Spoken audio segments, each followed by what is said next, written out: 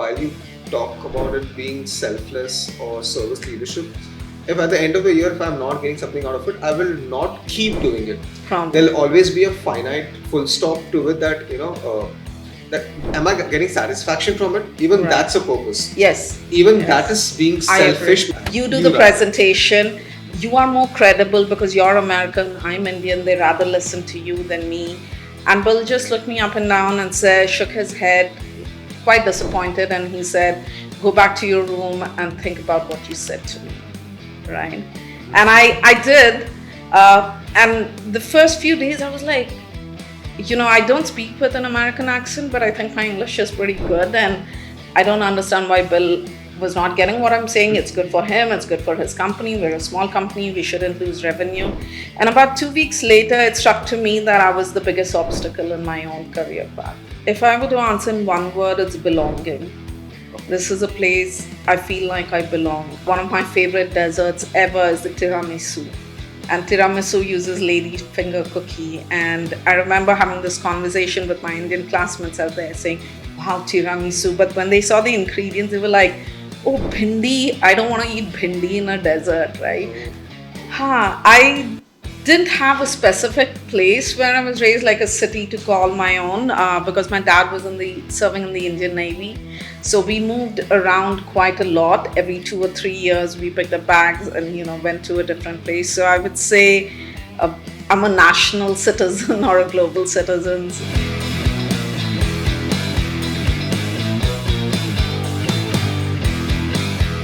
Welcome to a brand new episode of Beyond the Degree.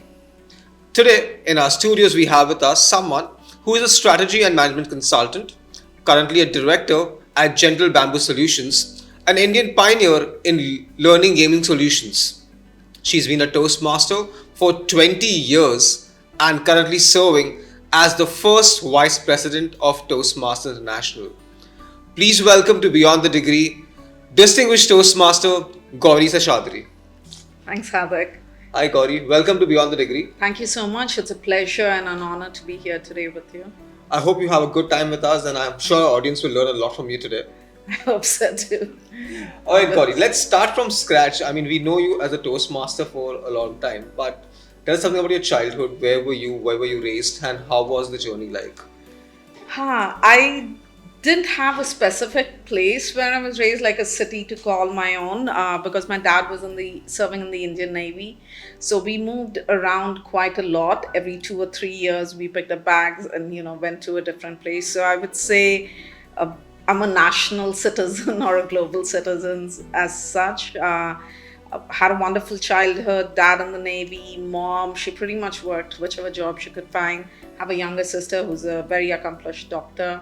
And we finally settled in Bangalore, so that's where the whole family is from. So what is your favorite city from where you've lived so far? Throughout my life, I would say Denver, Colorado, but I also love Bangalore because Bangalore finally feels like home to me. I love to travel, Hardik. So no matter where I go, I always love coming back home and putting my head on my pillow. There's something so comfortable about that. And the Bangalore traffic? Well, the Bangalore weather is awesome, so it kind of makes up for the Bangalore traffic, right? So you did your engineering in India and then your master's in US. Yeah. What was the thought process at that point in time? Freedom. No, I wanted to do my engineering actually in air pollution and environmental. And when that time there were only a few colleges in Karnataka that were offering environmental engineer, and I went and had a discussion with one of the environmental HODs, head of the departments, and they told me that environmental was still just picking up and it was more of civil engineering with a focus on water. And they gave me probably the best advice that I can think of. They said, start with a broader field like chemical engineering and then specialize into whichever field that you want to. So with that bachelor's of engineering in chemical engineering, I kind of understand why factories emit, gases and pollutions and what is the need for it. And then when I went on to do my air pollution or environmental engineering in the United States, or technically it's a master's degree in chemical itself with a specialization in air pollution, I could understand that yes, there's a side effect, but you can also control it within legal limits. So the why and the how and what to do kind of came into place. Clicked into So before I place. jump to the place, where did you do your graduation from? Do you still believe in climate change? I do. A lot of leaders today in the world do not believe in it. I do believe in climate change. I was not brought up in Bangalore, though now I live there. But I remember coming, visiting my grandparents during vacations, and December's used to be really cold. We used to wear sweaters, and Bangalore is technically, or once upon a time, used to be a hill station. Uh, but not now. It's become much warmer. Sweaters come out, but just that occasional few hours here and there.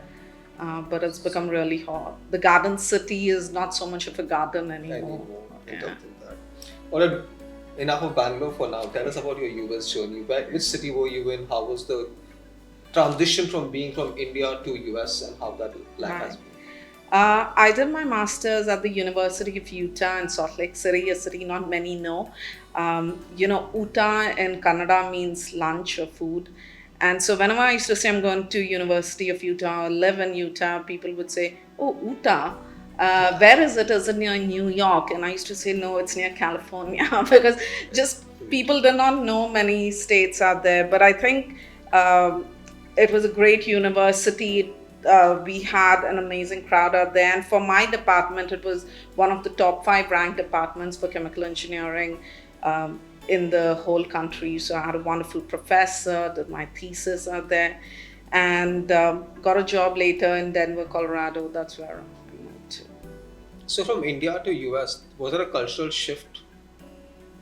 A little bit, but for me, that was kind of natural because of how I've grown up.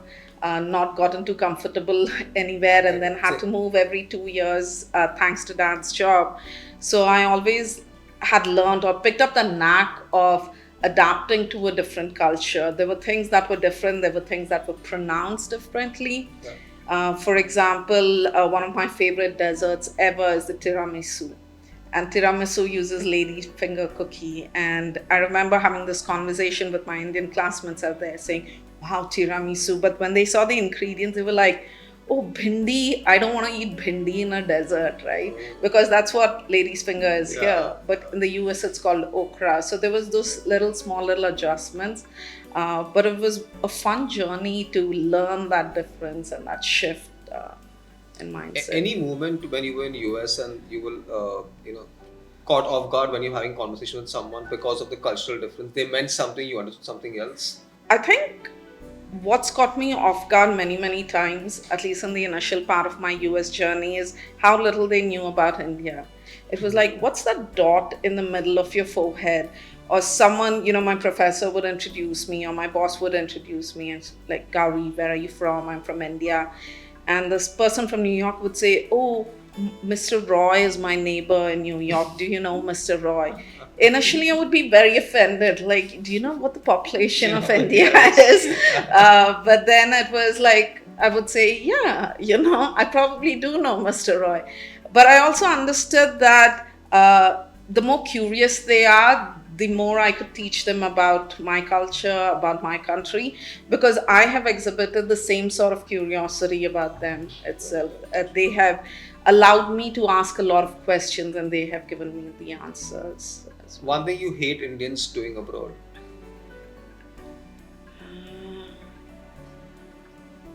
I probably hate that sort of behavior out here itself, like in a public space, speaking very loudly on the phone, like going into the theater, speaking on the phone as if you own the entire theater, even though you bought a single ticket. And one conception that foreigners have about India, which is absolutely false. That all of our food is curry and tandoori, naan and roti. Okay. I used to initially get, now I don't, about, are there elephants around? But I think people have become, more open to the global culture, and that's a wonderful thing to see. We have so many expats out here. So you graduated, you did your masters, and then how was the early professional life for you? Where was it? What did you do? So I got a job in Denver, which there was not that much of a cultural shift from Utah. It was the neighboring state, Colorado. in a small environmental consulting firm called Steigers Corporation. I was the first non-American hired out there, and they took a chance on me. Learned a lot in that firm. I was there for over a decade, and they taught me, they took me under the wing, they protected me, they invited me home for Thanksgiving culture festivals and holidays. So I've had a lot of fun out there, and they approached me with an open mindset, and I approached them with an open mindset as well. And how long were you with that company? So in Denver with them, I was for about 7 years. But then when I moved back to India, I was still working for the company for another 4 or 5 years. So normally when students move abroad, they settle down there. They Right. have no inclination of coming back. Right. What's the story behind the reverse brain drain? I think in a way life was a little bit Was it a easy. choice, conscious choice, or it happened because of it? It was a conscious choice. Of course, the country had gone into recession in around 2008, 2009, and we went to working from home kind of thing. But my parents also were getting old, and every month I used to get news from India about some auntie or uncle passing away, and my dad was diagnosed with a heart condition, and I was like, I don't want to be waiting for 3 days to get a flight and then go back home if something happens. And also at that time I was bitten by the travel bug, but I had to save all my vacation days to come back home to India, and I couldn't see the world. And since we had gone into a working from home culture, even in the States, I said, why not? Why don't I just move back to India? I'm closer with the family, and I can travel as much as I can. So now let's get to Toastmasters. Now, first, for a lot of audience members, they may not know what Toastmasters is. All right. So first, tell us what Toastmasters is. Right. All right. And how did you get introduced to Toastmasters? Funny story. So, as part of my master's degree, we had to give a presentation, part of my dissertation. I had to give a presentation to the entire chemical engineering department. And I had about 5 or 6 Indian classmates and a couple of Indian seniors. And I went in to give my presentation, something that I had written papers on and published papers on. And yet my voice wouldn't come out, And the first slide I go with, my name is Gauri Seshadri, and my Indian friends or my classmates, they hid their faces on the benches, and I could see their backs moving because they were laughing so loudly. But they wanted to be supportive, so they didn't want to laugh at me on my face, right? But then somehow I got the courage, I finished it, I passed, I have a degree. Most important. Yeah. But after that got over, a senior of mine came to me and said, Gauri, you should check out Toastmasters. I still remember his name, Prashant Tati Reddy. And I said, Prashant, I don't really need Toastmasters. I finished college. I have to not give presentations anymore, right? And then about a year later, I got the job. I moved to Denver, and I was working on this amazing compliance software. And I was the only one in the company who was really aware about it. So my boss called me in and said, Gauri, I'm giving you this wonderful opportunity. Come and do the sales pitch everywhere, right? And I was so excited. And this was the days before online shopping too much. So I went back, I looked at the newspaper ads for the best clothes to wear and the discount deals and the shoes. But then I lost my nerve, and the next day I went to the office and I said, Bill, let me teach you how to run the software. You do the presentation. You are more credible because you're American, I'm Indian. They rather listen to you than me. And Bill just looked me up and down and shook his head, quite disappointed, and he said, go back to your room and think about what you said to me, right? And I did. And the first few days I was like, I don't speak with an American accent, but I think my English is pretty good, and I don't understand why Bill was not getting what I'm saying. It's good for him, it's good for his company. We're a small company, we shouldn't lose revenue. And about 2 weeks later, it struck to me that I was the biggest obstacle in my own career path. It was actually the fear of public speaking or being judged that made me come up with excuses of all kinds, right? So I started checking out Toastmasters clubs. I went, that time we had a program called the Competent Communicator program. I finished that. About 2 years later, Bill gave me the offer again to go on a sales trip. This time I went. I gave presentations to some of our biggest clients. My legs were shaking, but I did give a presentation, and we made a great deal. We closed some deals out there, and Bill said, "Wonderful. How did that happen?" And I said, "Toastmasters, right?" And that time I got to know that my boss was a former Toastmaster himself. Okay. So it kind of was like full circle. I know it's a long story, but it's one of my favorite stories. Interesting. So let's go back to the primary question. What is Toastmasters? How does it change? Right. Help people today? Oh, I never did answer that. I mean, the story is good enough for people to understand Yeah. that, but still, So Toastmasters it has to be is a 30-second elevator pitch. Okay. Toastmasters is a global organization that's present in over 145 countries. It provides a platform for you to, for experiential learning, for you to practice your public speaking, your communication, and your leadership skills in a safe environment. And that's what Toastmasters is. Correct. So I understand. So Toastmasters, I was introduced to Toastmasters when I was in school. Yeah. We had a club and they had restricted entry only for 20 people at that point in time. And I wasn't shortlisted. So I'm like, all right, I'll figure this out sometime later in future. And then in 2016, I was just hunting through some questions on Quora, and someone recommended Toastmasters. And the next Sunday, I just walked into a meeting, and they had a humorous speech contest or something running at that point in time. And I was like, what is this? I still enrolled myself, and that's been a 9-year journey of randomly walking into a club meeting and being a Toastmaster so far. Right. It's been 20 years. Yeah. What's the stickiness in 20 years of being a part of it? I don't think it's confidence or public speaking or communication leadership anymore. What keeps you still being a part of the organization? If I were to answer in one word, it's belonging. Okay. This is a place I feel like I belong. When I joined Toastmasters back in the United States, I was just looking for a place to, learn speaking or speak confidently. But over the months, it became a place which was like a second family to me, my club. Even if I would miss for a month, when I would go back, there were people happy to see me. They would give me a hug. And that meant quite a lot, being so far away from home. When I moved back to India, I'd been away for over a decade, right? And because my father we had moved every few years, I didn't have any childhood friends or those kind of things. So I was like, how do I reconnect? How do I build my networks, make new friends? And I had heard at that time that Toastmasters is pretty much similar across the world. So I said, okay, let me continue my Toastmasters journey. And around that same time is when it was starting off in India to take off.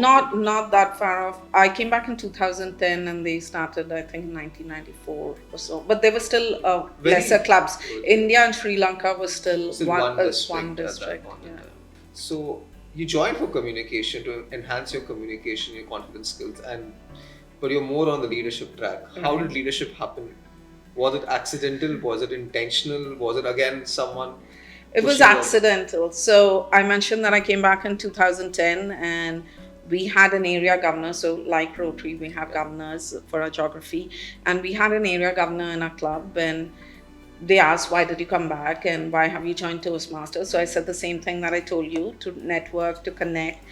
And our area governor said, the best way to do that is to become an assistant area governor. Come with me, you'll get to meet new people, doors will open, things like that. And I did that. And I found a lot of joy in it, seeing clubs convert, seeing members get their levels or certification, clubs becoming distinguished. And once I got into leadership, I was picking up so much that it was hard to get out of. So I know when I joined Toastmasters, I thought I'll just take a break from my leadership part of it. I was very active in college. I thought I'll be part of something when I'm just in the audience. But for some reason, that part is always there, and I became an XCOM officer. Yeah. And next year, a year and a half later, I was invited to be an area director. Oh. And I said, I'll do this 1 year. And that's it. I will take a break from district leadership, but somehow it doesn't happen in Toastmasters. So, area director, and was in which year? Area director was 2011-12. And then the district director in 15-16. Yeah. So the constant journey from area director, division director, club. Belgium. So that was 5 years, 6 years journey constantly. Right. Did you ever get bored or make think it was too much time being spent in Toastmasters, which could have been spent somewhere else? The best way to answer is I didn't, but my mom did. My mom often says, I'm not married, so my mom often says that if I spent as much time in uh, looking for a guy, You will have then fallen. Toastmasters, I probably would have been married with 2 kids by now. But no, I think every role was different. So the Toastmasters year starts on July 1st and ends on June 30th of the following year. And of course, I would get into a role without knowing much, just the basics. And on June 30th, while I did my job, met the KPIs, I kind of liked who I had become, more confident, more bolder. I'd picked up new skills. Like, for example, we had a role called LGM, Lieutenant Governor Marketing, which is now called Club Growth Director. And you have to go into corporates and do a lot of pitches and close sales and clubs. And that was not a background that I came from. And I picked up those skills. How do you persuade somebody? How do you have those negotiations? Uh, in program quality directors, how do you organize events and not take the spotlight for yourself, but put the spotlight on the Someone others? else. District director was very difficult for me. Instead of breaking glass ceilings, I think we need to break that glass mirror that we see ourselves in. The imposter syndrome is quite true. Women in general, or I shouldn't generalize, but I think we are ready to step up only when we feel we are 100% ready. And leadership doesn't have that luxury. If we are ready-ish, 40-50%, we should just take that brave step and go in. This is a space where it's safe to make mistakes, where it's safe to fail. Your failure is not considered funny. If we laugh with you and not at you. So I hope people take more and more advantage of this space and then go and exhibit the skills they've picked up in the real world. So, if you had to look at your journey of 20 years, do you can recall one Toastmaster whose life changed within a few months or few years of being a member?